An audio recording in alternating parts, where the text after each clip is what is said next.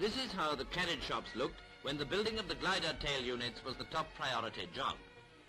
It's rather difficult to reconcile these scenes of tranquil efficiency with the rattle and roar of total war, the ultimate destiny of every one of the tail units made here. I've already mentioned the meticulous care taken in the manufacture of the tail units, and here is one of those interesting gadgets which was used to detect and register the presence of any moisture in the joints of the frames before they were skinned. Once the work of skinning the tailplanes was begun, the frames looked more like something to do with aircraft. Rather a far cry from those sleek, comfortable coaches in which we used to travel, and which would normally occupy the floor space in this shop during their building period.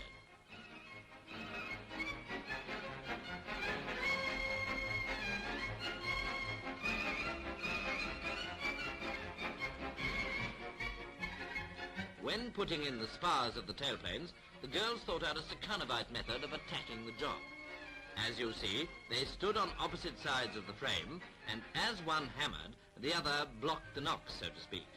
Then they swapped tools so that the alternate nailing could progress rapidly.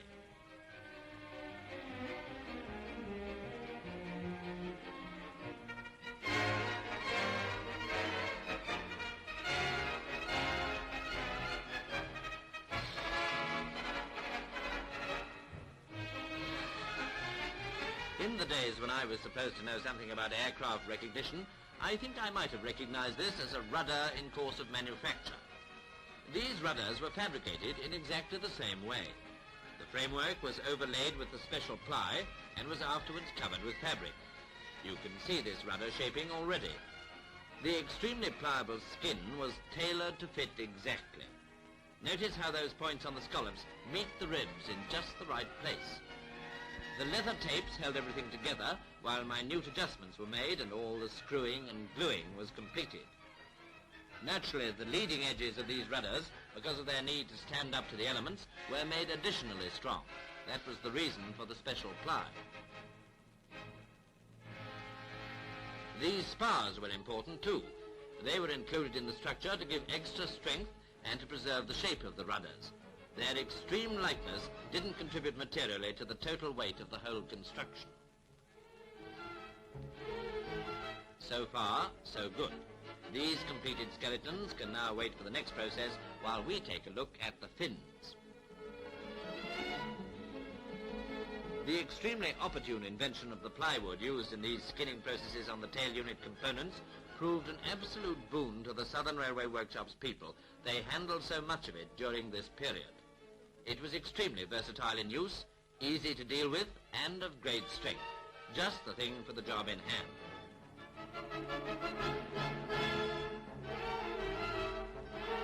Now, this was the really satisfying stage of the construction of the tail units.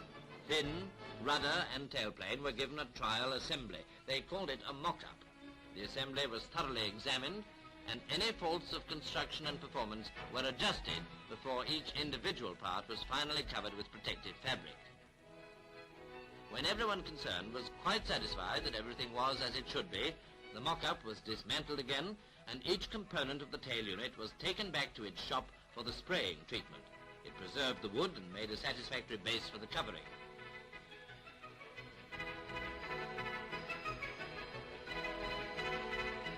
Housewives who spent their coupons on surplus government fabrics did well. Here is some of it undergoing a strict examination before use on the gliders. When this fabric was okayed, the glider components were covered with it, nearly the last of the processes as far as the Southern was concerned. This stitchcraft might be a little different from petit point or crewel work, but these girls certainly did sew a fine seam. A protective covering of dope was applied to the fabric to help the finished glider to withstand the effects of weather.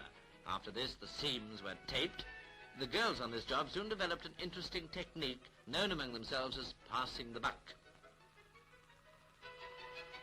The tapes, once applied and fixed in position over the seams, were then covered with another coat of protective dope, and when dry, the tailplane was ready for the finishing touches.